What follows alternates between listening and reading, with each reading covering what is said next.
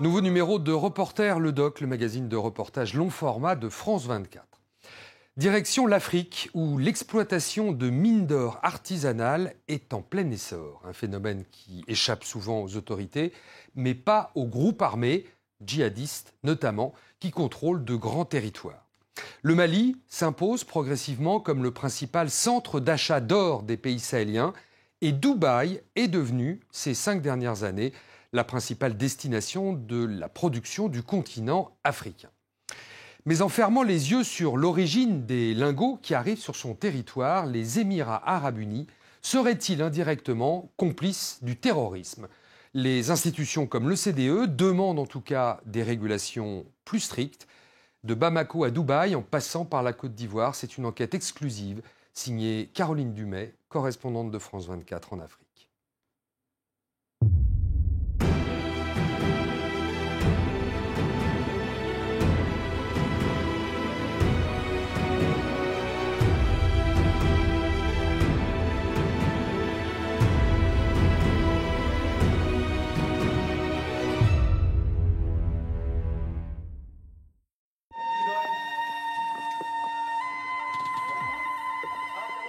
Une nouvelle ruée vers l'or en Afrique subsaharienne, une fièvre qui attire tous les migrants. Le nombre de mines d'or artisanales illégales explose. Et le Mali s'impose comme le principal centre d'achat d'or des pays sahéliens. Un boom morifère qui échappe au contrôle des États et qui suscite la convoitise croissante des groupes armés. On a des Soudanais, on a des Érythréens, vous avez, je sais pas, des Nigériens, des Burkinabés. Toutes les nationalités viennent. Parce que pour nous, en islam, on dit que tout ce qui est dans le sous-sol appartient à tout le monde. Une production impossible à quantifier, mais qui opère à ciel ouvert.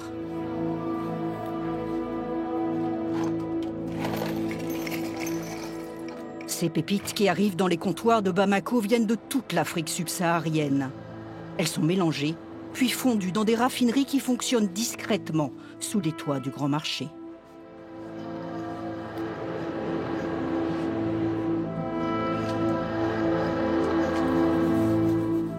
L'origine de l'or est impossible à retracer. Et la plupart de ces lingots seront envoyés aux Émirats arabes unis. Dubaï importe de l'or avec une simple facture commerciale, et il entre à Dubaï, il déclare, il paye $9 américains flat fee à la douane, et il est à Dubaï. C'est où le vrai scandale, ici ou là-bas? Dubaï est devenue la principale destination de la production d'or légale et illégale du continent africain. Les raffineries des Émirats arabes unis blanchissent leur sale des zones de conflit.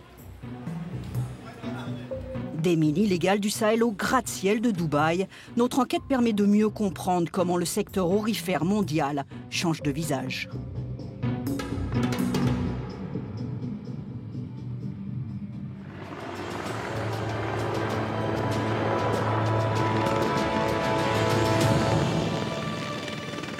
Notre enquête commence en Afrique du Sud, où la chasse aux exploitants illégaux d'or est quotidienne.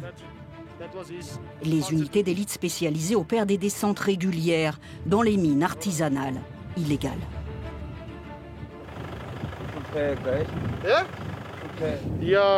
Ils disent qu'ils ont du mal à survivre, il n'y a pas de travail, c'est pour cela qu'ils font ça. C'est un travail illégal, mais très prisé. L'or est le meilleur moyen de financer des activités criminelles. Son prix augmente régulièrement. Il se transporte et se revend n'importe où. Il se mélange facilement. Pour les Sud-Africains, il n'y a pas de petit trafic.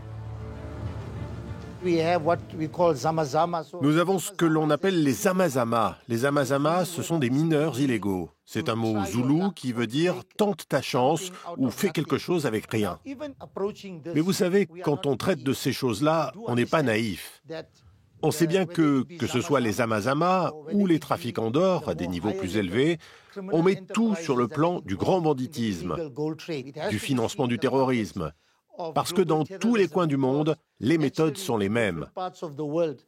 Les groupes criminels transnationaux, comme les organisations terroristes, utilisent le commerce de l'or pour financer toutes les opérations. Le général Kadoua est le patron des Faucons. Cette branche de la police sud-africaine s'est spécialisée sur le crime organisé. L'Afrique du Sud fait du trafic d'or une priorité, car le pays est non seulement producteur d'or, mais il est devenu l'une des plaques tournantes du trafic du continent. Les services du général interceptent régulièrement d'importantes cargaisons.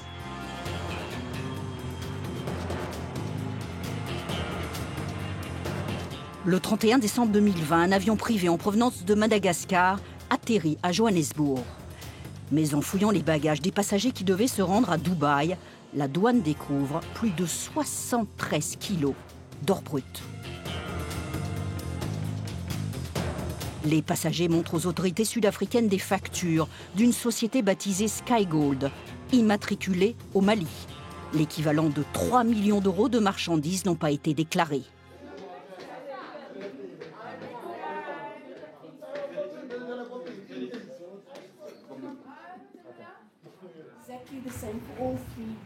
Les suspects sont immédiatement traduits en justice. Ils sont de nationalité malgache.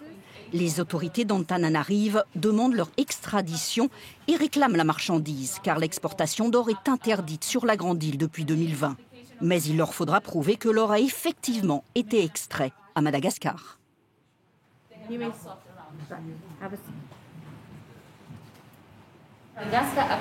Madagascar accepte les documents du Mali confirmant l'achat de l'or. Cependant, Madagascar affirme que sur les 73 kilos d'or, 3 kilos seulement ont été achetés au Mali. Les responsables de Skygold sont passés par l'aéroport de Bamako quelques mois plus tôt. Mais difficile de savoir combien de lingots ils ont effectivement ramenés du Mali. Le dossier d'instruction dispose de documents contradictoires. Un premier formulaire montre que les 73 kilos ont bien été déclarés. L'or était destiné à la société Parpia de Dubaï. Mais dans un deuxième document sur lequel figure aussi un tampon des douanes maliennes, la société Skygold n'a déclaré que 3 kg d'or brut. Dans un monde où les fausses factures sont monnaie courante, l'enquête de la justice sud-africaine continue. Pour essayer de comprendre pourquoi l'or saisi en Afrique du Sud est passé par le Mali, destination Bamako. Dans la capitale malienne, le responsable des douanes que nous avons sollicité n'a pas trouvé le temps de nous recevoir. Alors nous nous sommes dirigés vers le grand marché, où la société Skygold avait domicilié sa facture. Mais personne ici ne connaissait cette société. Son téléphone a été coupé. La ligne de votre correspondant est interrompue. Cette compagnie pourtant existe. Nous avons retrouvé son certificat d'immatriculation. Elle a vu le jour en 2014 avec un capital d'1 million de francs CFA. Modeste pour acheter pour plus de 2 milliards de francs CFA d'or. Skygold a pour adresse l'immeuble Amari Daou. Nous y sommes. Il paraît désaffecté. Tous les immeubles de ce type au grand marché abritent de très nombreux petits commerces.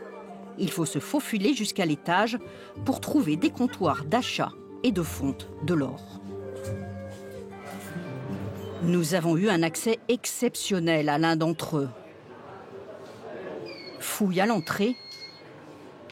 Et Draman, qui travaille ici depuis plus de 10 ans, nous fait le tour du propriétaire.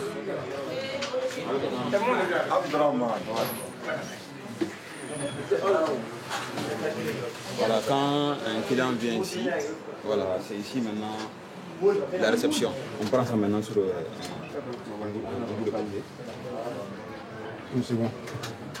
On réceptionne des petites pépites qui viennent de toute la sous-région. Ce comptoir achète en fonction du poids et de la qualité de l'or, des carats. Autour de 50 € le gramme, une petite fortune dans un pays où le salaire dépasse rarement les 100 € par mois. Tous les jours, c'est comme ça, même le dimanche. Il y a une centaine de personnes qui viennent ici, mais elles viennent un peu partout au Mali. au Mali, quoi. Et puis à l'extérieur aussi, comme la Côte d'Ivoire, le Burkina, et puis la Guinée aussi. Voilà. On nous assure que c'est l'or du Mali qui est le plus prisé car il est généralement de meilleure qualité que celui des pays voisins. Il y a 101 grammes, et puis il y a 617 aussi. Maintenant, il y a 200 et quelques comme ça. Mais après l'achat, maintenant, on les rassemble et on fait comme ça. Mais ça, c'est en préparation maintenant pour la France. L'État malien a le monopole des comptoirs d'orpaillage, mais aussi de l'exportation. Rien ne peut se faire ici sans le consentement des autorités.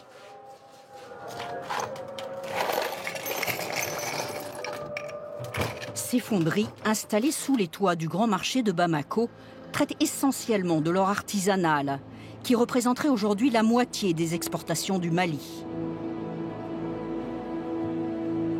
Une fois mélangées, les pépites sont fondues sur des réchauds de fortune.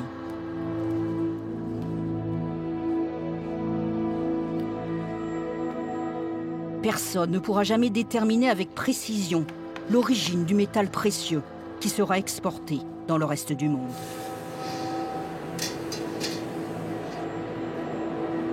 En dépit de la crise politico-militaire qui sévit au Mali, le commerce de l'or connaît un essor remarquable. Le cours de l'or a atteint des records historiques ces 2 dernières années. Et ce n'est pas la guerre qui a limité la production, mais la pandémie de coronavirus qui a ralenti la circulation des hommes et des marchandises. Mais les affaires ont repris.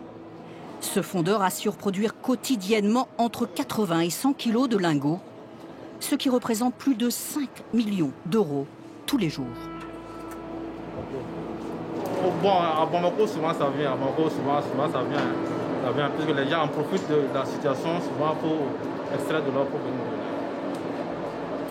Comme il vient de dire, le coronavirus, ça fait que souvent, ça a un peu calé un peu. Sinon, on connaît plus que ça. L'année dernière, on fait plus que ça. Les lingots produits seront ensuite numérotés en fonction de leur poids et de la pureté de l'or qu'ils contiennent.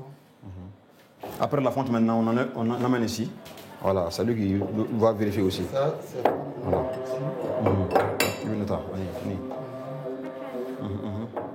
Dans ce comptoir, on affirme envoyer à l'étranger des cargaisons tous les jours via l'aéroport de Bamako. Et cet or va où, Draman? L'or va où? Bon... à Dubaï. On a ça à Dubaï. Oui. Seulement à Dubaï.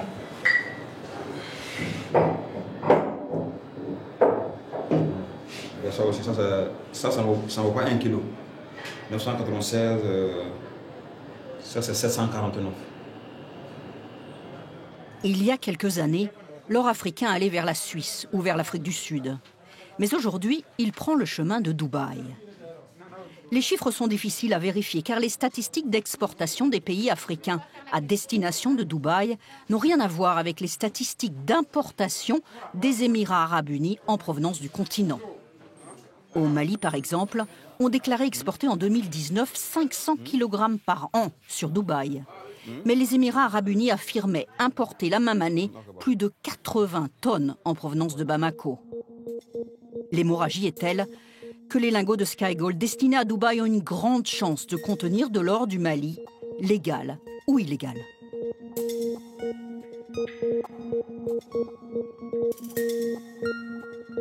Plus de 350 sites miniers légaux sont recensés au Mali, mais à la faveur de la guerre, la production artisanale illégale a explosé. Nous avons obtenu ces images exclusives de la mine d'Intaaka, à une 50aine de kilomètres au sud-ouest de Gao. C'est le plus grand site d'orpaillage dans le nord du Mali. Sur des dizaines de kilomètres, les pioches et les tamis soulèvent d'épais nuages de poussière. Battus par les vents de sable, les conditions de travail dans ces mines sont déplorables.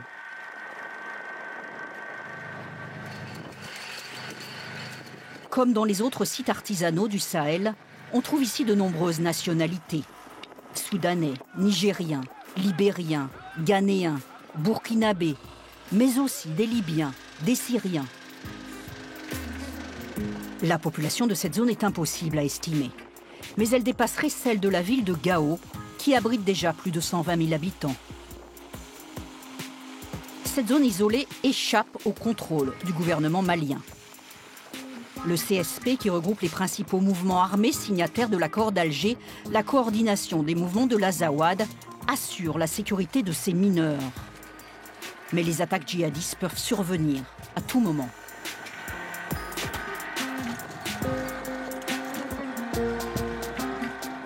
Les mineurs qui ont accepté de répondre à nos questions expliquent que la population qui était régulièrement attaquée ou pillée se sent aujourd'hui suffisamment protégée pour travailler.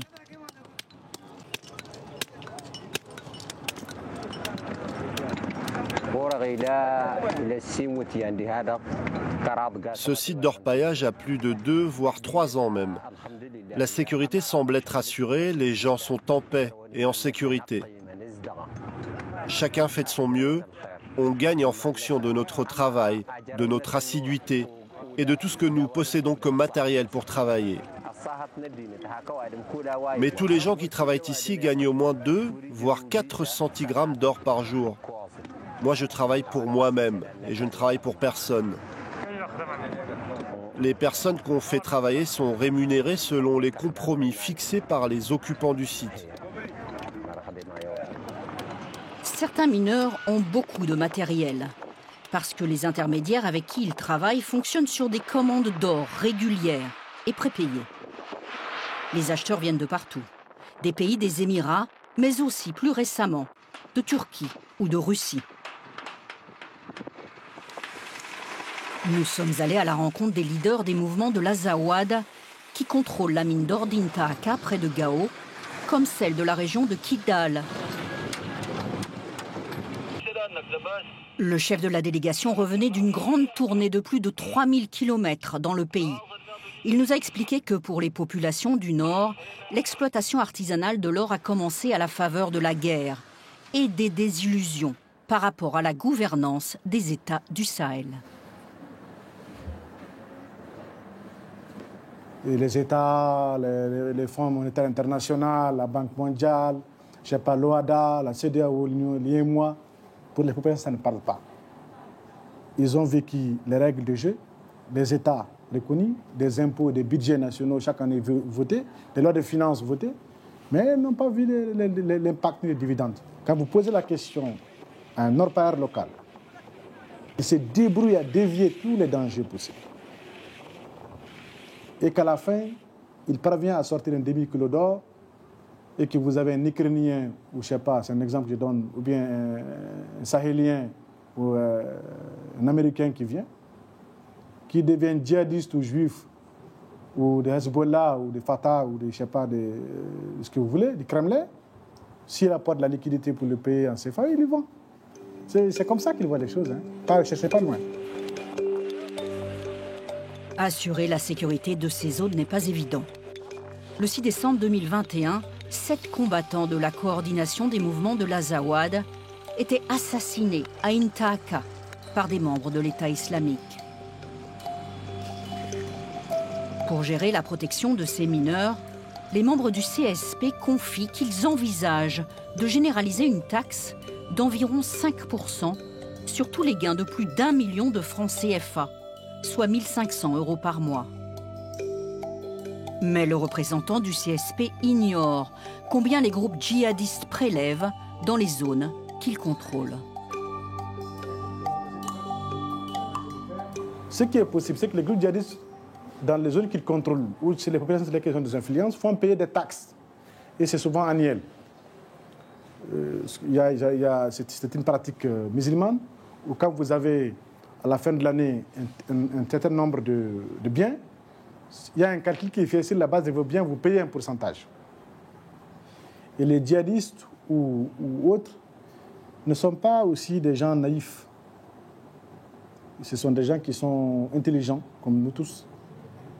Peut-être que chacun de nous peut avoir un jugement sur pourquoi ils font tout ça, mais ils analysent aussi les contextes politiques, les besoins économiques des populations. Et ils s'adaptent, même dans leur façon d'être contraignants ou d'imposer des règles. qui sont de temps en temps mesurés, parce que derrière tout ça, il y a une économie. Derrière tout ça, il y a des dividendes. Pas pour tous, forcément, mais c'est des logiques de plus en plus développées. Au Mali, mais aussi au Niger ou au Burkina Faso, des groupes armés s'emparent et tirent profit depuis 2016 des sites d'orpaillage dans des zones où l'État est faible ou absent. Plus de 5 milliards d'euros sortiraient tous les ans de ces 3 pays sous forme de lingots d'or. Une hémorragie, un manque à gagner important pour les États producteurs. Cette ruée vers l'or est aussi un facteur d'insécurité pour les populations. Regardez cette carte du Burkina Faso. En noir, les sites aurifères artisanaux, en rouge, l'installation progressive des groupes djihadistes ces 3 dernières années. La corrélation est évidente.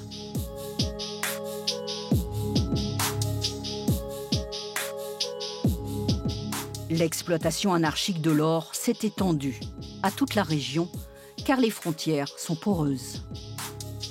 Des milliers de pistes permettent de passer d'un pays à l'autre. Beaucoup de trafiquants circulent à moto, sans jamais être inquiétés. C'est ainsi que la déstabilisation régionale du commerce de l'or s'étend aux pays plus au sud. Direction Tingrella, une petite bourgade ivoirienne à la frontière malienne. L'or de Sky Gold pourrait aussi venir de Côte d'Ivoire, 7e producteur d'or du continent.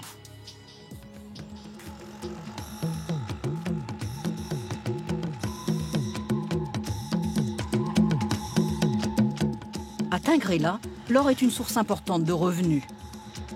8 à 10 kg sortent toutes les semaines de cette petite bourgade. La plupart des mines sont dans la sous-préfecture de Papara. Nous avons pu avoir accès à l'une des rares mines artisanales légales du nord du pays. Ces mineurs se sont organisés en coopérative. Elle s'étend sur 25 hectares. Les creuseurs viennent ici de toute la région. Dès qu'il y a un trou qui donne, comme on dit, des centaines de jeunes affluent. Ils racontent qu'avant la guerre, ils travaillaient au champ avec leurs parents.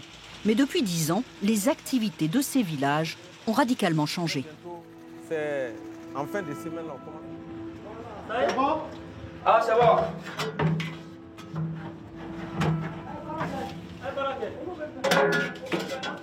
Aya, ça m'a donné. Aya, ça m'a donné.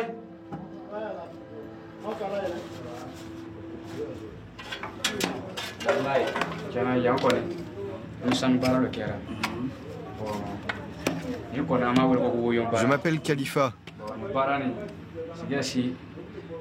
Je suis orpailleur. C'est mon métier maintenant. C'est Dieu en fait qui décide de ce qu'on va trouver.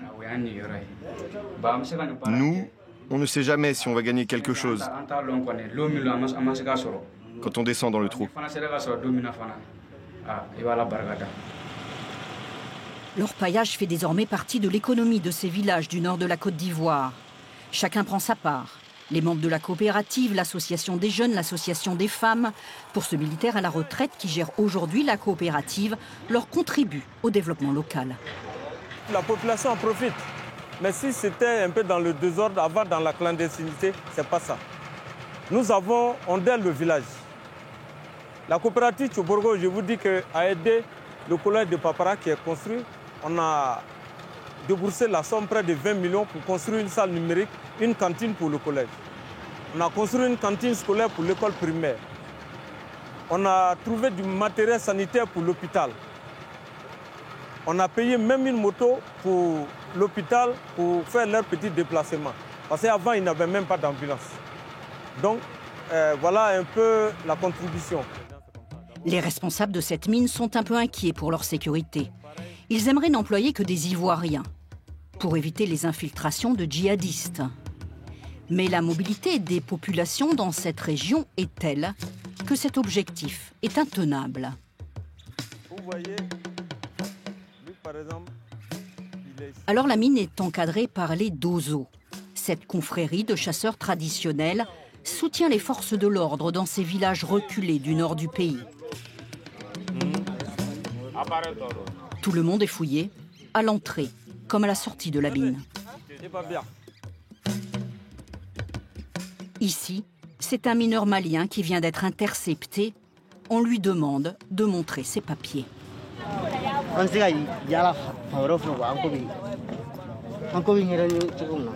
Alassane Cissé, c'est ça? D'accord. Tu as pris la parole avec Adama Traoré?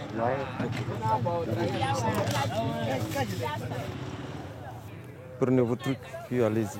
Désormais, il faut qu'il nous trouve un parent sûr pour dire que oui, il est avec moi. Parce qu'il est malien. Pour dire que c'est lui-là mon tuteur. S'il n'a pas de tuteur, la coopérative tient à le déposer à la brigade pour être plus interrogé. Les membres de cette coopérative expliquent qu'ils travaillent aussi avec les responsables des villages maliens et burkinabés qui longent la frontière. Car l'or de Tingrella a toutes les chances d'être vendu hors de la Côte d'Ivoire. La dynamique du secteur découle de l'histoire de la région. L'orpaillage au nord du pays est lié à la guerre civile et à l'occupation de ces zones par les forces nouvelles, les mouvements rebelles qui ont porté Alassane Ouattara au pouvoir en 2010. L'or a été exploité dans la région à la faveur de la guerre. Pour ce consultant qui a travaillé pour de nombreuses organisations internationales, le trafic actuel s'inscrit dans la continuité de l'histoire militaire de la région. À l'époque de la rébellion, il a fallu à un moment donné nourrir, oui, c'était des soldats, mais pas des soldats de métier. C'était des gens qu'on a recrutés ça et là, qui pouvaient n'y prêter mes fautes. Arrivé à un moment donné, il fallait les nourrir. Il fallait payer de l'équipement, il fallait survivre. Et je dirais, bim, ils ont trouvé, disons, la source de financement qui était l'exploitation aurifère artisanale.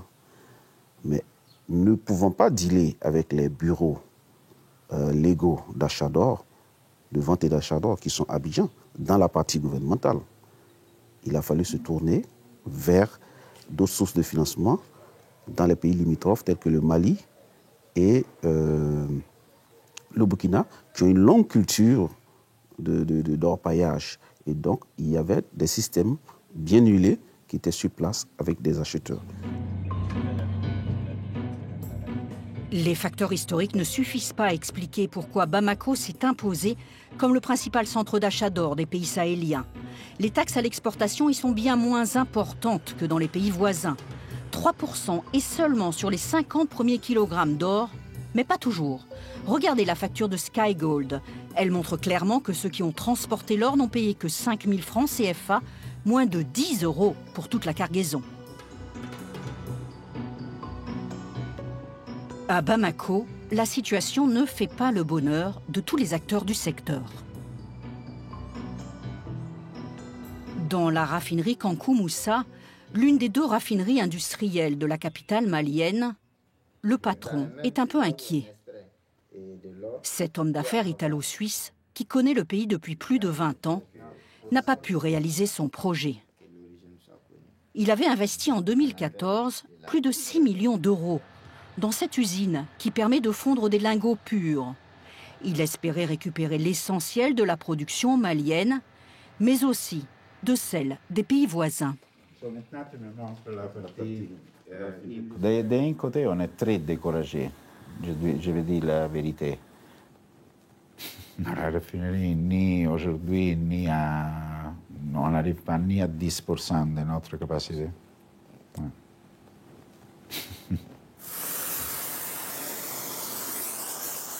Si les fonderies du grand marché fonctionnent à plein régime, cette raffinerie ne reçoit pas suffisamment de matières premières pour ses installations flambant neuves.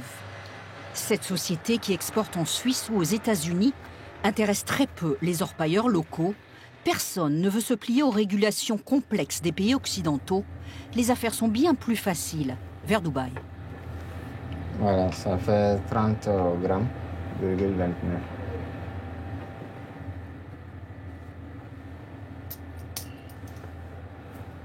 Voilà. Nous avons demandé à Dario s'il connaissait la société Sky Gold et nous lui avons montré la photo des lingots. C'est de l'or brut, oui. Ça, c'est or à différentes caratures qui a une composante d'or dedans, à un certain pourcentage différent ingot pour ingot, et a aussi des autres métaux précieux, mais il contient argent blanc, il contient platine, en certains cas il contient le palladium. Dubaï, obligatoirement, veut cet or en cette forme parce que les raffineries dubaïennes vivent et gagnent sur les autres métaux qui sont gratuits. Imaginez-vous 60 tonnes d'or par an brut à Dubaï, ça veut dire entre 5 et 6 tonnes d'argent seulement, free, par an. Ça, c'est une économie. Okay? Pour savoir d'où vient l'or de Sky Gold, Dario nous conseille de parler à son laborantin. On nous explique qu'en identifiant les métaux associés à l'or, on pourrait théoriquement avoir une idée de l'origine des lingots. Mais que l'exercice est complexe, car il faudrait avoir une base de données des composantes géologiques de toutes les mines de toutes les régions du monde. Dans cette raffinerie, on sépare régulièrement pour les clients les métaux précieux de l'or brut. Et au Mali, on récupère surtout de l'argent blanc. Moumouni déplore les exportations massives vers Dubaï, un manque à gagner pour les industries des pays africains. Il faut que nous prenions conscience de ces phénomènes et que nous créions de la valeur ajoutée. Parce que quand nous parvenons à transformer nos matières premières ici, les clients qui veulent de l'or viendront investir dans des infrastructures comme cette raffinerie. Il peut y en avoir beaucoup plus de raffineries au Mali. Cela va créer beaucoup d'emplois pour des jeunes comme moi et qui n'ont pas d'emploi. Et il y a beaucoup de choses qui viennent avec. Et ça va créer aussi le produit intérieur brut du pays va augmenter. Mais Dario a un autre projet qui lui tient à cœur. Pour vendre de l'or parfaitement traçable, il envisage de construire des centres de collecte et de services pour les mineurs artisanaux. 15 centres de ce type auraient dû être mis en place en 2022 si la situation sécuritaire l'avait permis. Notre mission dans le pays, c'est d'arriver à avoir un or traçable, 100% traçable, mais jusqu'à le point d'avoir les caractéristiques, les noms, prénoms de qui l'a produit. Une idée en phase avec les recommandations des organismes comme l'OCDE. En supervisant la chaîne d'approvisionnement, on développe les communautés minières et on réduit la contribution de l'or au financement des conflits. C'est un scénario vertueux, mais la situation qui domine aujourd'hui dans les zones minières est bien différente. Que les 73 kilos que vous avez trouvés en Afrique du Sud fait rire. Et en Suisse, l'année passée, en 2019, ils ont pris 24 tonnes d'or provenant de Dubaï où l'origine n'est pas déclarée. Mais ils rentraient en Suisse pour aller à les différentes raffineries LBMA. 24 tonnes, pas 73 kilos. Moi, j'aime pas trop Dubaï. Mais comme raffinerie, si nous voulons garantir nous un futur comme infrastructure avec un nom sain, je dois éviter Dubaï. Si l'or de Sky Gold avait pour destination Dubaï, c'est par pure commodité. Il est parfaitement légal d'amener des lingots dans ses valises et le transport de l'or dans les bagages à main est devenu l'une des meilleures méthodes pour importer de l'or illégal aux Émirats arabes unis.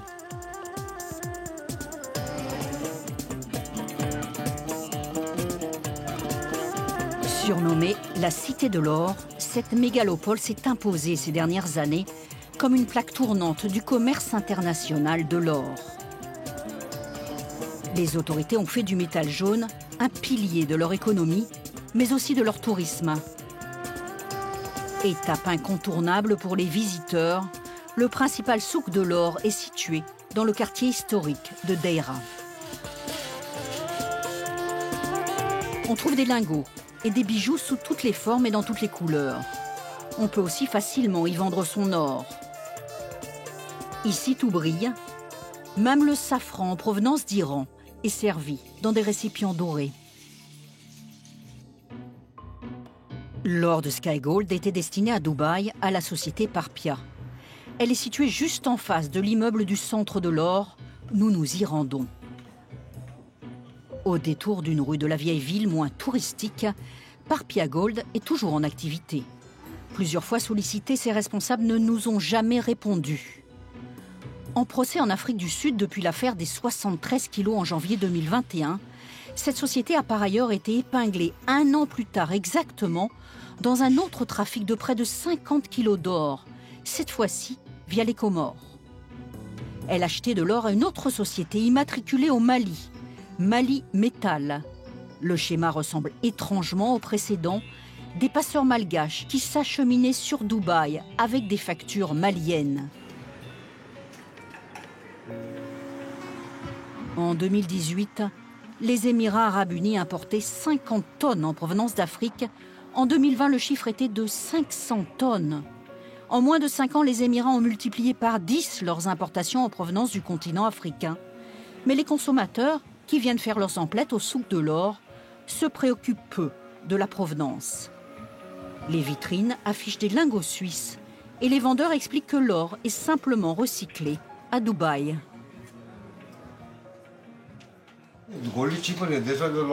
L'or est moins cher ici. Il y a tellement de boutiques. C'est pour ça que vous voyez tous ces gens venir acheter de l'or à Dubaï. On importe de l'or de Suisse, d'Afrique du Sud, de Grande-Bretagne, de l'or pur. Et on fabrique ici les bijoux. Plus de 4000 sociétés travaillent dans le secteur de l'or à Dubaï. La fiscalité est avantageuse car on ne paye ici ni impôt sur les sociétés, ni sur le revenu. Pour sortir de la dépendance du pétrole et devenir un hub commercial, les Émirats arabes unis se sont dotés de 45 zones franches. The next station is DMCC. Le DMCC, centre d'affaires pour les matières premières, a été créé en 2002. 68 tours sur 200 hectares, c'est la plus grande zone franche des Émirats. Le secteur de l'or est l'une de ses activités principales. Le DMCC s'est doté d'organes pour le promouvoir, mais aussi pour le réguler. Le conflit d'intérêts est manifeste. Malgré nos efforts, au DMCC comme au gouvernement, aucun officiel n'a accepté de nous recevoir. Nous nous tournons alors vers un chercheur suisse qui travaille depuis plusieurs années pour démontrer que l'or sale des zones de conflit est blanchi à Dubaï. Son rapport a été établi sur une 50aine d'États africains. Les contrôles sont extrêmement laxistes à l'aéroport de Dubaï, c'est-à-dire que si vous arrivez avec votre or dans le bagage à main, vous devez simplement présenter un certificat d'origine et une facture. Le certificat d'origine, vous n'êtes même pas obligé de le montrer, vous pouvez simplement payer une amende. Et les gens dans le souk de l'or me confiaient tous la même chose. Il n'y a aucun problème à passer les douanes, vous pouvez très facilement falsifier un certificat d'origine, vous devez simplement également juste montrer votre passeport. C'est qu'aujourd'hui, si vous regardez les pays où il y a des zones de conflit, que ce soit la République démocratique du Congo, le Burkina Faso, le Mali, le Niger, le Soudan, l'or de ces pays finit toujours à Dubaï, d'une part directement et d'autre part indirectement. Si vous prenez l'or de la République démocratique du Congo, ça passe généralement par l'Ouganda ou le Rwanda et ensuite ça finit à Dubaï. De même pour l'or, par exemple, du nord du Burkina Faso dans les zones de conflit, ça passe généralement par le Mali avant d'être exporté à Dubaï.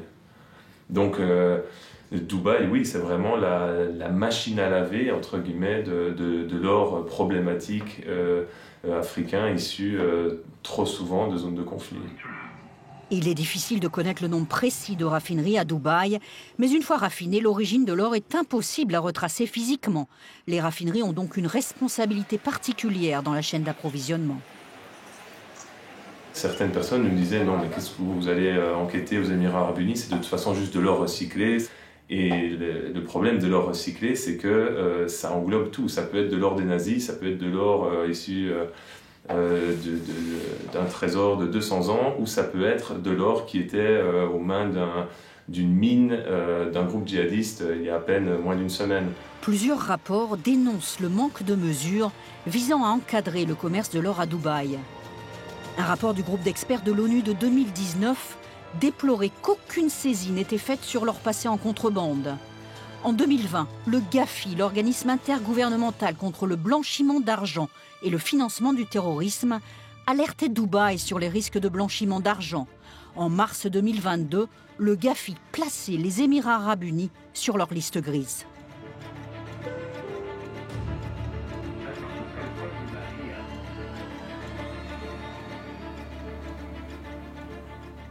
En Afrique du Sud, le procès des passeurs malgaches continue. La société Sky Gold, qui n'avait jamais répondu aux appels de la justice sud-africaine, a enfin donné signe de vie au bout d'un an de procédure. Les responsables de Parpia, la société de Dubaï, veulent absolument récupérer la marchandise qu'ils ont achetée.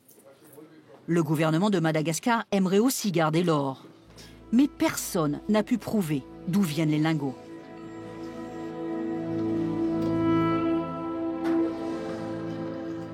L'histoire de cette fraude douanière, qui porte sur 3 millions d'euros, n'est que la partie immergée de l'iceberg. Une goutte d'eau dans un commerce international qui se chiffre en milliards d'euros, qui occupe les polices du monde entier et qui nourrit plus de 40 millions de mineurs artisanaux. Avec les passeurs qui risquent à chaque voyage quelques années de prison, les creuseurs sont souvent les seuls appréhendés dans les cercles criminels. De l'Afrique du Sud au Mali, ils sont les premiers maillons de ce trafic, mais ils continueront à alimenter la chaîne d'approvisionnement, à assouvir la soif d'or de 5 continents.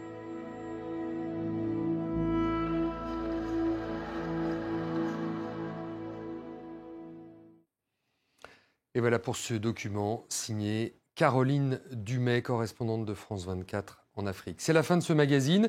Merci de l'avoir suivi. On se retrouve la semaine prochaine pour un nouveau numéro de Reporter sur France 24.